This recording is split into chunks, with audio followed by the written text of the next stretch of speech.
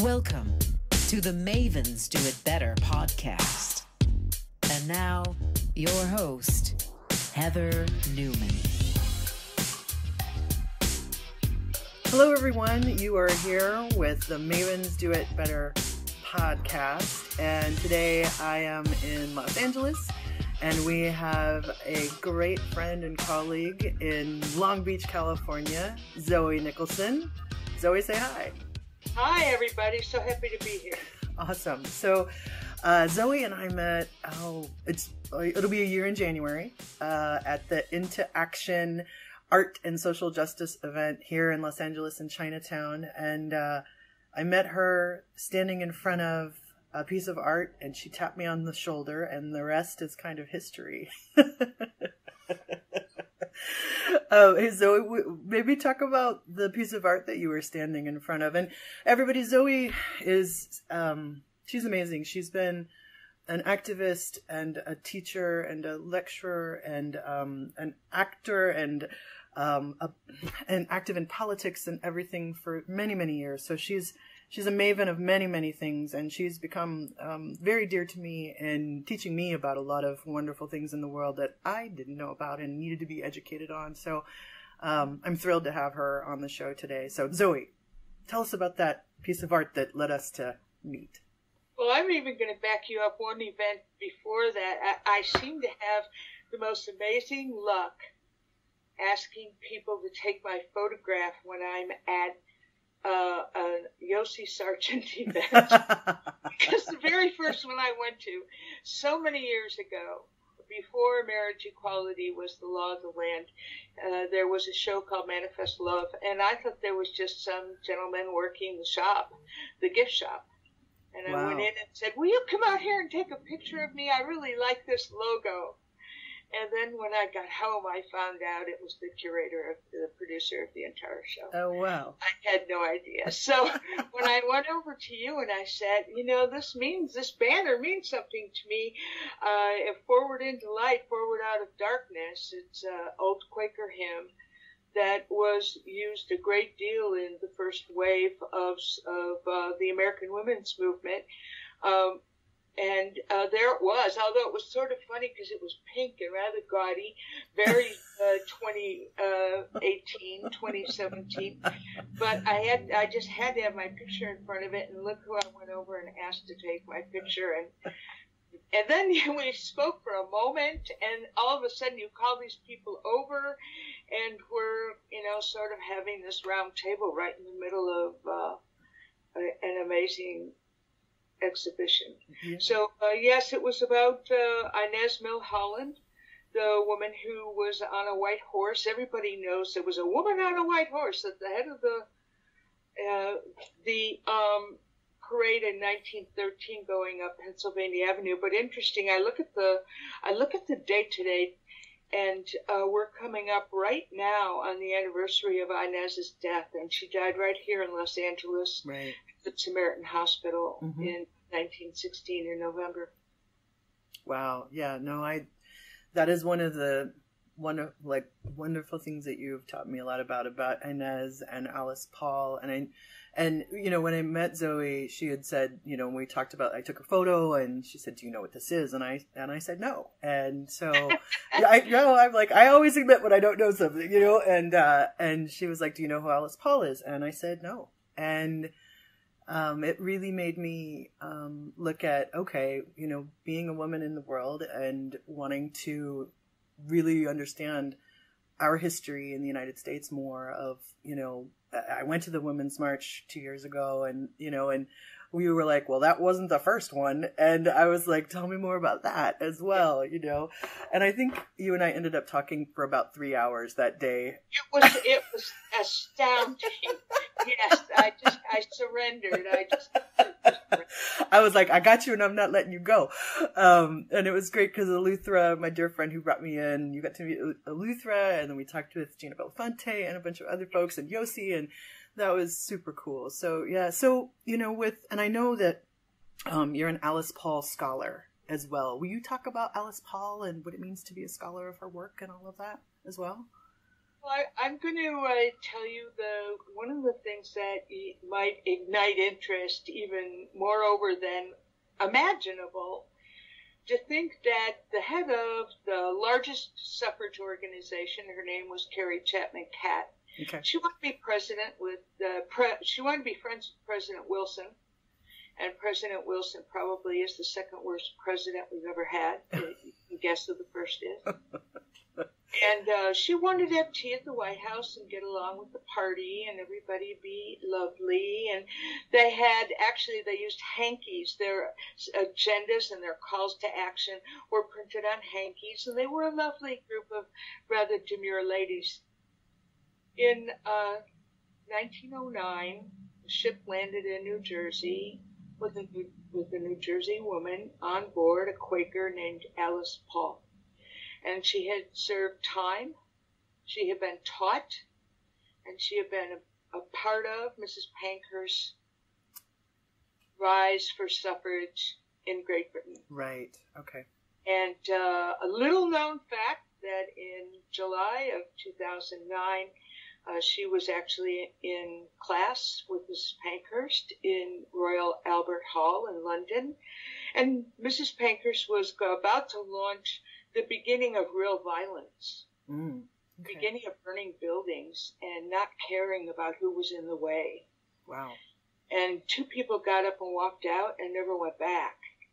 One of them is the Quaker woman from New Jersey, Alice Paul. The other one is a young barrister who was there studying at Oxford, whose name is Mohandas Gandhi. Wow. And they were in the same class. They've written about it, each of them independently. I have to tell you, when I find things like this, my head explodes. Well, you just gave me goosebumps, so... It's just so exciting. And, of course, we know that Barrister Gandhi went on to practice the law in South Africa. Mm-hmm. And he did not start practicing nonviolent direct action until 10 years after Alice Paul. Huh. I also can tell you that Gandhi's longest fast was not as long as the fasting done by Alice Paul. And almost nobody knows. Now I'm going to tell you something else that'll blow your mind about Alice Paul. Please. Up until 1913, Pennsylvania Avenue was thought to be a street of office buildings. Mm.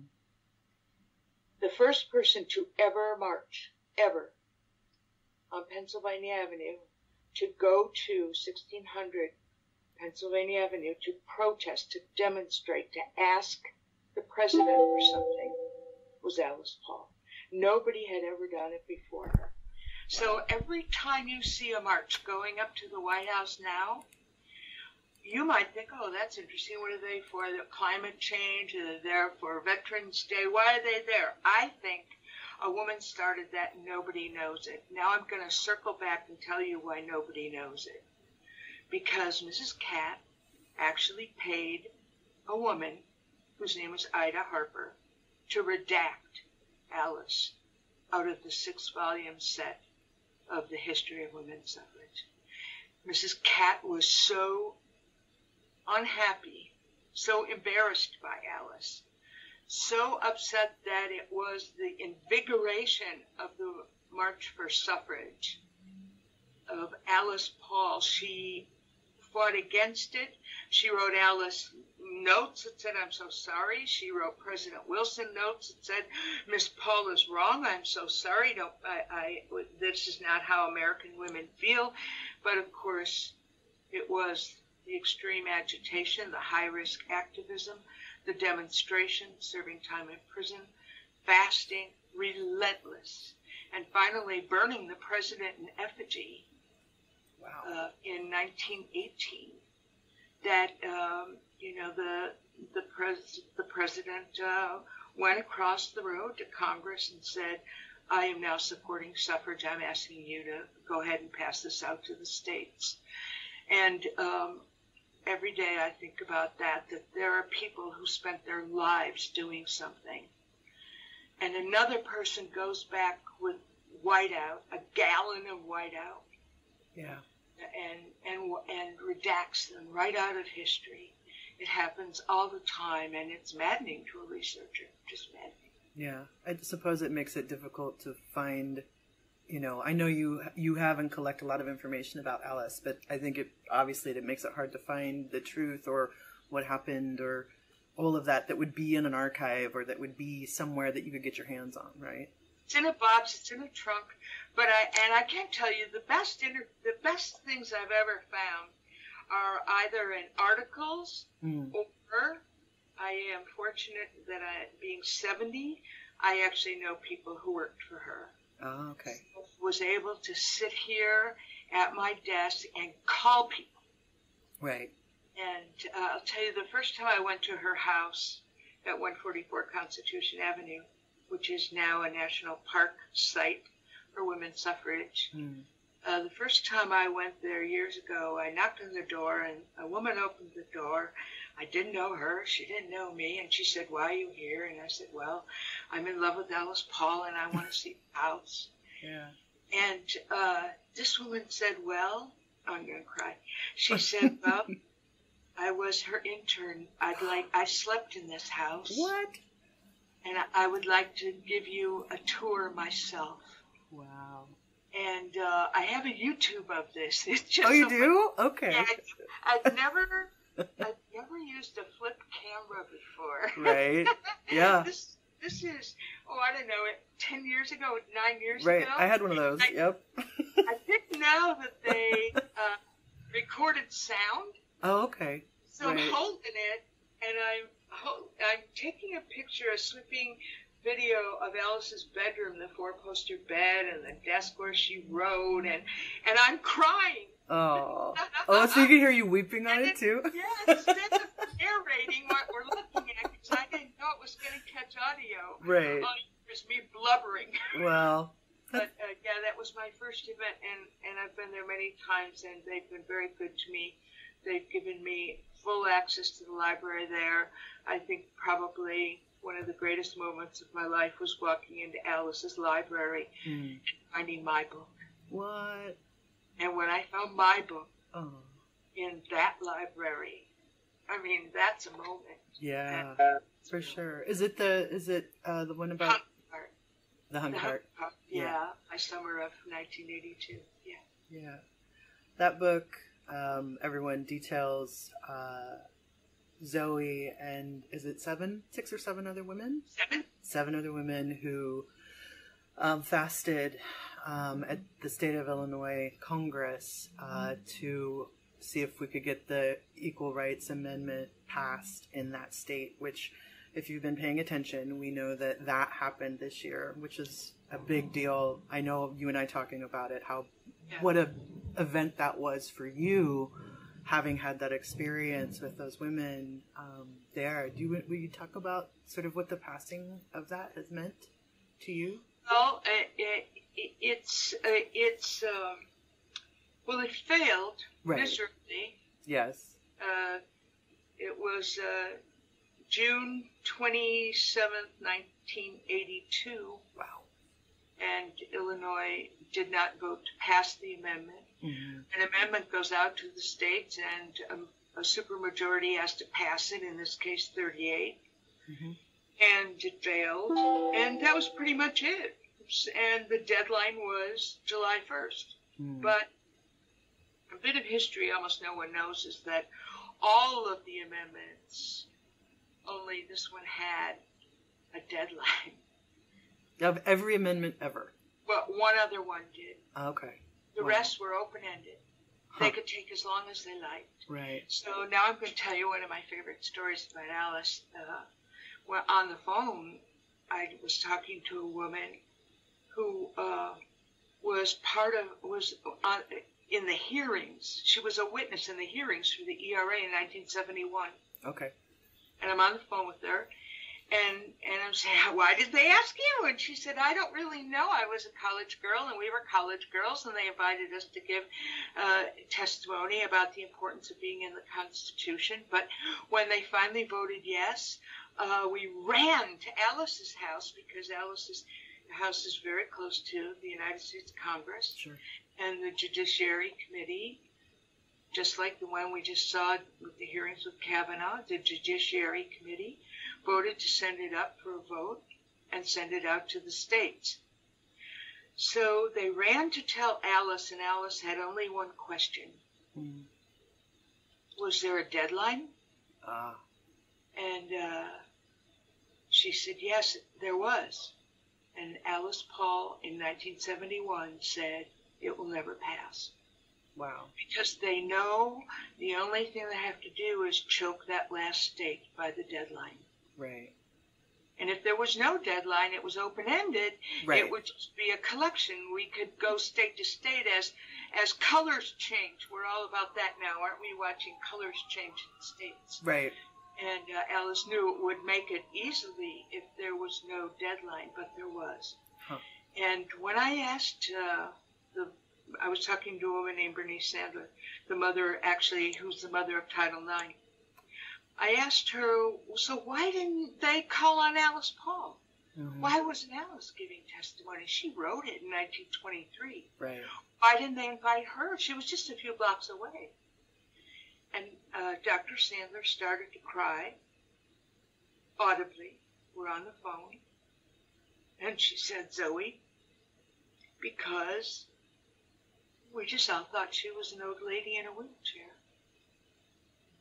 Congress, we just thought she was an old lady. Right. You know, she was, at that time, 86. And they never thought to invite the author of the Equal Rights Amendment to Congress to talk about it. So, you know, that's something you can't learn in a book. That's something you learn on the phone, talking to somebody that knew her, that was part of her life, that walked with her, and or sat in her house, or slept in her house. Right. So I've been really fortunate to be of that between age. She was born in 1885, and I was born in 1948. So there are still some women alive who knew her, who talked to her, right. who were part of her life, and I've been able to know that. She was relentless, and I'm going to scoot to the end story because it's so fabulous. Her 92nd birthday was coming up. Mm-hmm. She was in a Quaker retirement home in Pennsylvania, and she got word that Betty Ford was going to call her on her birthday. Oh, wow. And she was worried that, as story goes, I have photographs of this actually, the story goes that she told the caretakers, now, you got to wheel my chair over so I can be sure that the pay phone, I can reach the receiver from my chair. And they tested it. Right. When she got up that morning, they did her hair. Oh. And they did her lipstick. Yeah. And she has this quilt over her legs that says ERA on it. Wow. And the phone rings, and Mrs. Ford says, "Happy birthday, Alice." And Alice says, "Thank you so much, but do you think you could ask your husband about the Equal Rights Amendment?" And it's just astounding. Yeah. You know, she left us about 6 months after that, but she never stopped, ever. Right. There was not a day. She didn't retire. She didn't go home. She didn't say, "We got the vote, everybody. Right. Let's lay back and take it easy." She never gave up. Yeah. And being 70, you know, the idea that I have another 22 years of work inside of me, that's interesting. Happy birthday, by the way. Oh. I know I knew that, but everyone else, Zoe just turned 70, and so many things I love about you, but I think it is being someone, I was born in 1971, so that's, when you say those numbers to me, I think about that, and I think about your passion and what drives you, and it's really inspiring to watch what you do in the world and be a part of it and to witness and to help amplify that, because I think it's really important. So, yeah. And Alice, fist in air with quilt on knees, Oh, fantastic. Yeah. Just fantastic. Yes, absolutely.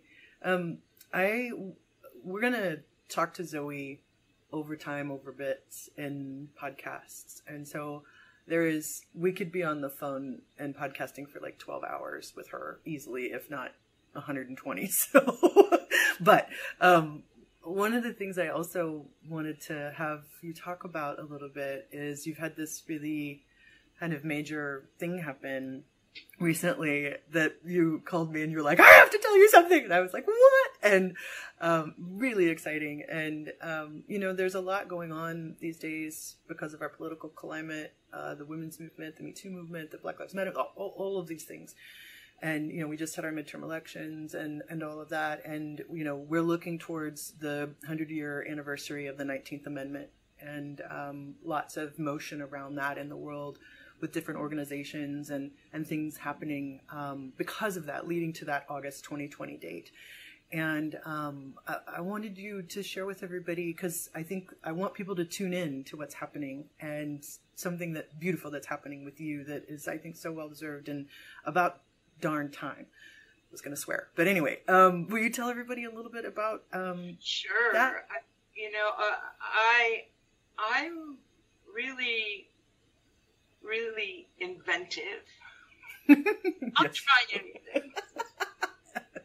I mean, it's amazing. If you had an hour, we could just talk about all the things I've tried that never went anywhere. I remember sending a publisher a floppy disk that I made on my Apple IIc. Oh, yeah. That would take a kid's name and place it in a storybook. So if your kid's name was Monica, the storybook would come out of the dot matrix printer with Monica in it. And the letter I got back said, I hope nothing like this ever happens. Wow. Books are books and they shouldn't be tampered with. And I mean, yeah, I was being chastised for this rather, what we think of now, a small idea. At the time, it was outrageous. So about 11 months ago, 10 months ago, I saw a little notice on Instagram to apply for the possibility of meeting somebody from your past that you'd been looking for, that actually it had been an historical event that you had shared. So I filled it out, and honestly, I forgot all about it. Honestly, 6 weeks later, I got invited to Skype with a film producer, director, editor, 3 different people, and they were all sitting in front of the Skype machine. And they interviewed me for about 90 minutes and said thank you very much, and that was that. And I didn't know what was going to happen.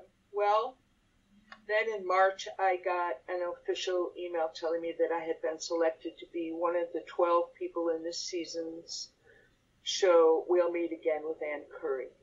Amazing. And, yeah, so that was in March.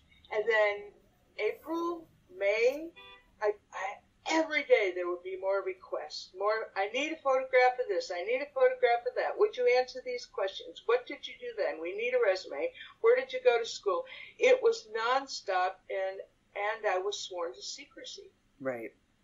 So I'm not, I like to tell people everything. Well, of course.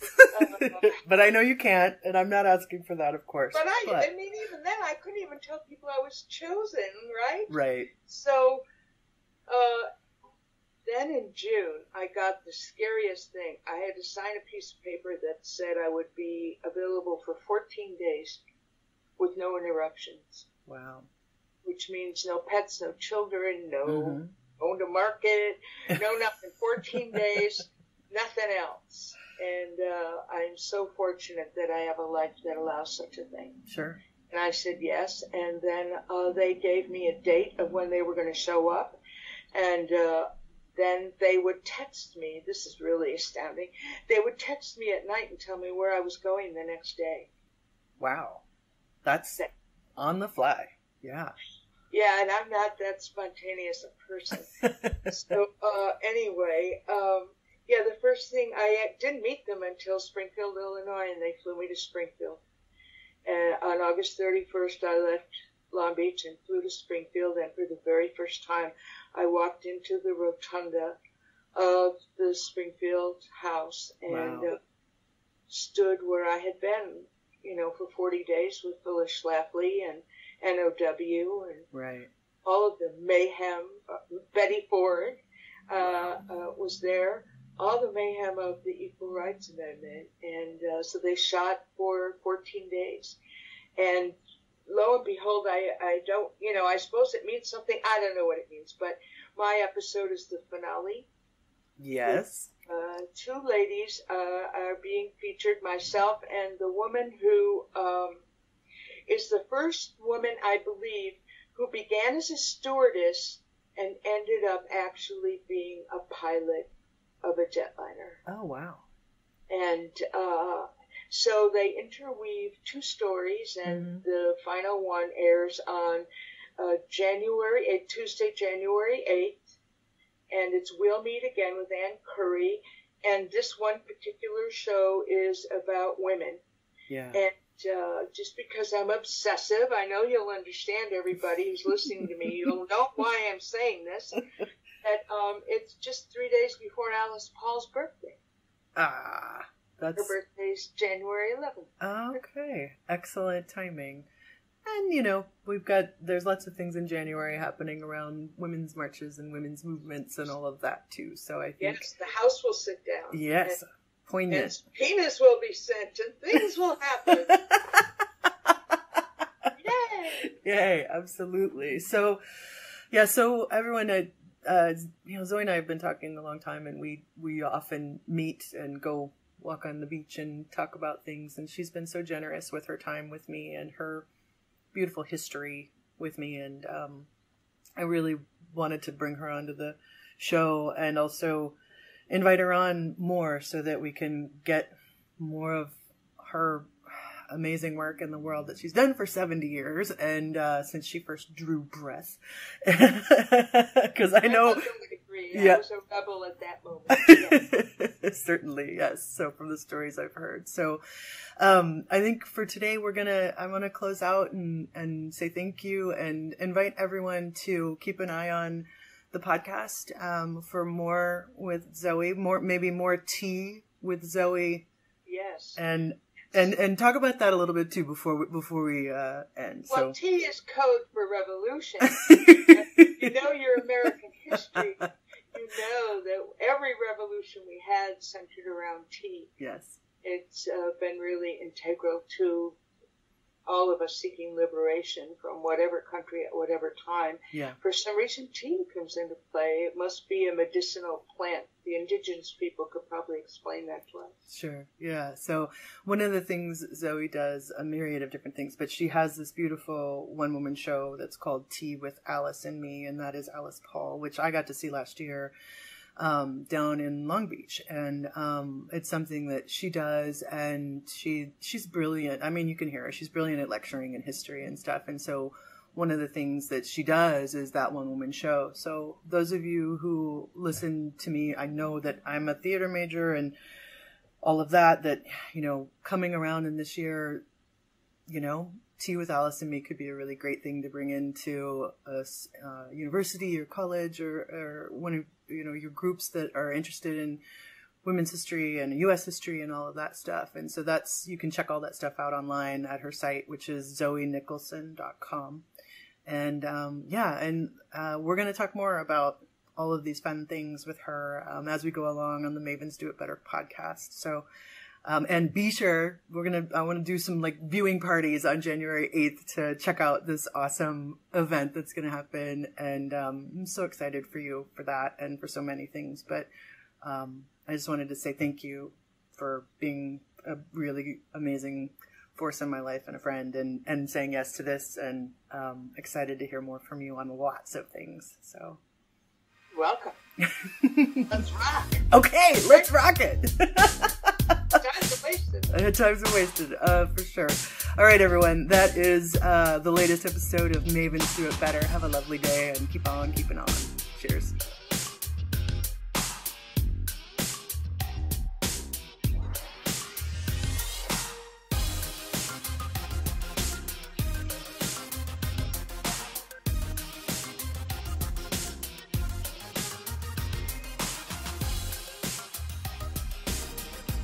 The original music on this podcast was created by Jesse Case.